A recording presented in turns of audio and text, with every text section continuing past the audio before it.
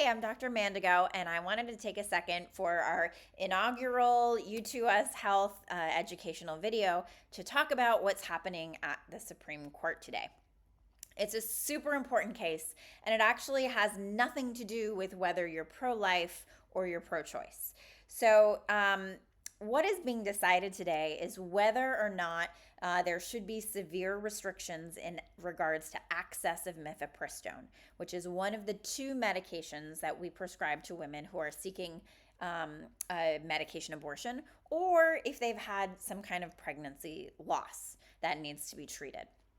So, what's not at stake today is whether or not abortion should be banned, just whether access to this specific medication should be restricted based on potential safety concerns. Now, here's the problem. The WHO has decided that mifepristone is actually an essential medicine worldwide for women's health. And we've got over 2 decades of safety records, over tens of millions of women who have taken this medicine. It is safe. So the group that wanted to bring about this lawsuit actually couldn't find a woman who had been treated with mifepristone who'd experienced harm, who wanted to ban the medicine. So instead, they found a group of doctors who have religious objections to abortion. And so these doctors claimed that they could potentially experience a moral injury if, for example, a woman who'd had an abortion shows up in the emergency room experiencing some kind of subsequent complication and they had to take care of her, that could result in them experiencing a moral injury. So that is the basis for the standing for this case. Now, the standing, and my lawyer friends forgive me because I'm not a lawyer, but my understanding is that you can't go around suing people willy-nilly. You have to prove standing, that you have some skin in the game, that you have been harmed by the law that's in question. And so without standing, the case really can't move forward.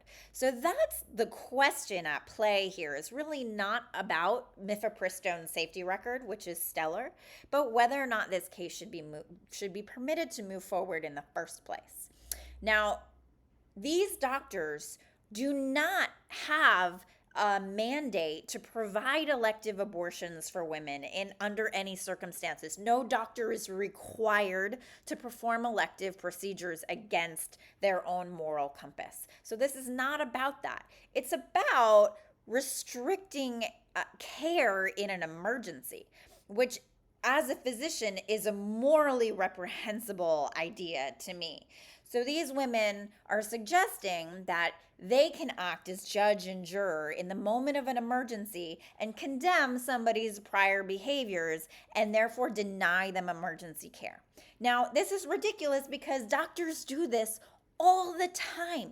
Who shows up into our emergencies day in, day out? Drunk drivers who have just accidentally killed somebody behind the wheel, rapists, domestic violence perpetrators, murderers show up in our ERs and we treat them.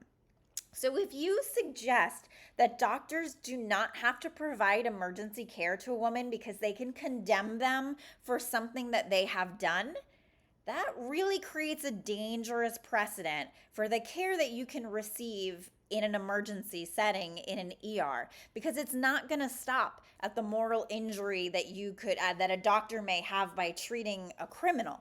What happens if you come into the ER and the doctor suggests that they would have a moral injury because that doctor is a racist, or they have religious objections to your sexual orientations, or even your political ideologies? Is that really the precedent we want to set for how you can expect to be taken care of in a life or death situation?